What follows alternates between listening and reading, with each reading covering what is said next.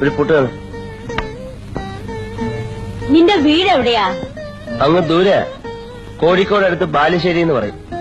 വീട്ടിലാരൊക്കെ ഉണ്ട്? ആരുമില്ല. അച്ഛനുണ്ടായിരുന്നു, മരിച്ചുപോയി. അമ്പലത്തിൽ ഊത്തായിരുന്നു. ബാലുശ്ശേരി ഗോപാല പണിക്കരെന്ന് പറഞ്ഞ വലിയ നാഗസ്വരക്കാരനാണെന്നാ പലരും പറഞ്ഞ് ഞാൻ കേട്ടിട്ടുള്ളത്. നീ കാറ്റ് കൊടുക്കാതെ ബാലുശ്ശേരി ബഷീർ നിന്നെ കാണാൻ പറ്റും. ഉറുപ്പൊന്നും രണ്ടുമല്ല 10,000 എണ്ണി വാങ്ങി. ഇനി ഈ ബാലുശ്ശേരി ബഷീറിനെ പറ്റിക്കാൻ നോക്കണ്ട. എന്റെ ബാലുശ്ശേരിക്ക കുറച്ച് ദിവസം കൂടി അവധി തരണം. പൈസ ഞാൻ എങ്ങനെയെങ്കിലും തിരിയെത്താം. എപ്പോഴും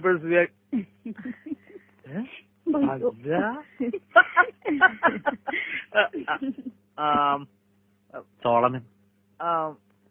അച്ഛനോട് ഞാൻ പറഞ്ഞിട്ടില്ലേ, ബാലുശ്ശേരി GHSലെ ഹെഡ് മാസ്റ്റർ ആയിരുന്ന ഒരു എബ്രഹാം തോമസിനെ കുറിച്ച്. ഓർമ്മയുണ്ട്. സാറിന്റെ മോനാ.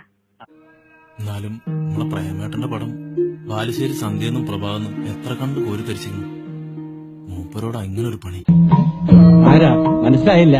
അയ്യോ ഒന്നും ചോദിക്കല്ലേ, സ്വാമി മൗനവ്രതത്തിലാ. ബാലുശ്ശേരിയിൽ വെച്ച് ഞാൻ പരിചയപ്പെട്ടതാ.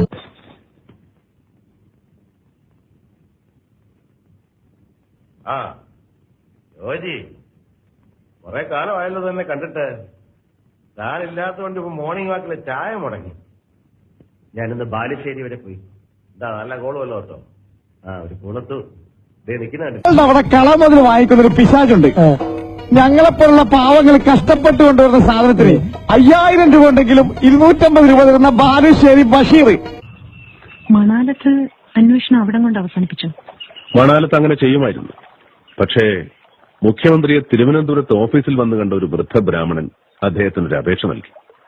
ബാലുശ്ശേരി കക്കാടില്ലെത്തുന്ന ആ വൃദ്ധന്റേത് ഒരു സങ്കട ഹർജിയായിരുന്നു.